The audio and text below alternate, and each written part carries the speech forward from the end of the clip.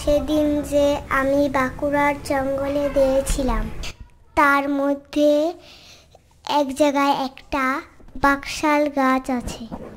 কি হয়েছে জানো? একটা খুব দুষ্ট বাঘ ছিল। পথে একলা কাউকে পেলেই ধরে খেত।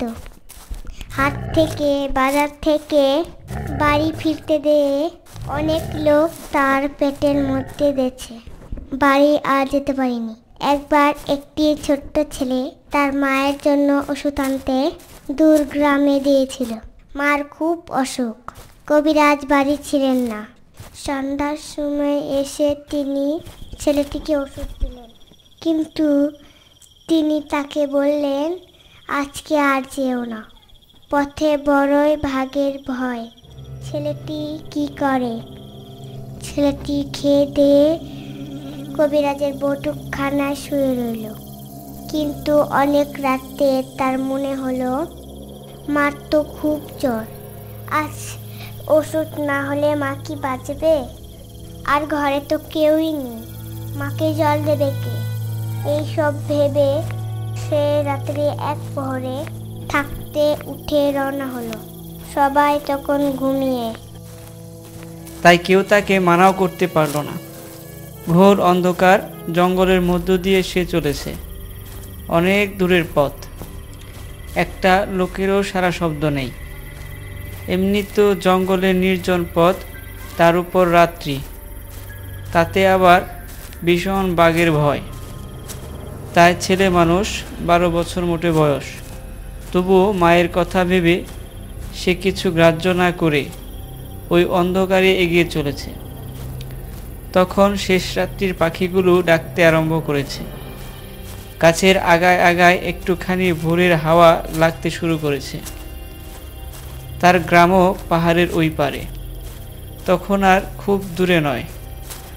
ছেলেটি ভাবল, যাক, আর ভয় নেই, এখনই গিয়ে মাকে জল দিব, ওষুধ দিব, এসেই তো পড়েছি।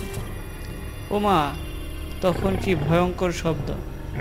জঙ্গলের সেই প্রকাণ্ড বাঘ তার লেজটা লপাট লপাট করে তার পথ বন্ধ করে সামনে এসে দাঁড়ালো। ছেলেটি তো ভয়ে কেঁপে উঠল। তার গায়েই বা জোর কি, আর হাতে একটি লাঠিও নেই, থাকলেই বা কি করত? সে ওষুধটা কোমরের কাপড়ে বেঁধে কাঠবিড়ালির মতো তরতর করে একটা জোড়া শাল গাছের উপর উঠে বসল। জঙ্গলের দেশের ছেলে তো, সবাই তাই খুব গাছে চড়তে পারে। বাঘ তো রেগেই খুন, তার জিভ দিয়ে জল বেরোচ্ছিল। দুই একবার জিভ দিয়ে তাই চাটল।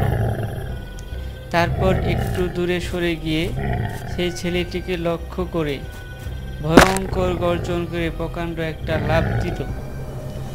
লাফ দিয়ে বাঘটা এত উঁচুতে উঠল যে ছেলেটি তখনও অত দূরে উঠতে পারেনি। ছেলেটি তো ভয়ে হাত পা অবশ হয়ে এলো। বাঘটা একেবারে তার মাথার উপর গিয়ে হুড়ুম করে পড়ল। ও মা! হলো কি? ওই শাল গাছটা কিনা জোড়া শাল গাছ ছিল। বাঘটা ওই জোড়া শাল গাছের ফাঁকের মধ্যে পড়ে গেল। আর নিজের ভারে জোড়া শাল গাছের সংকীর্ণ ফাঁকে সে নিজেই জাতাকলে আটকে গেল।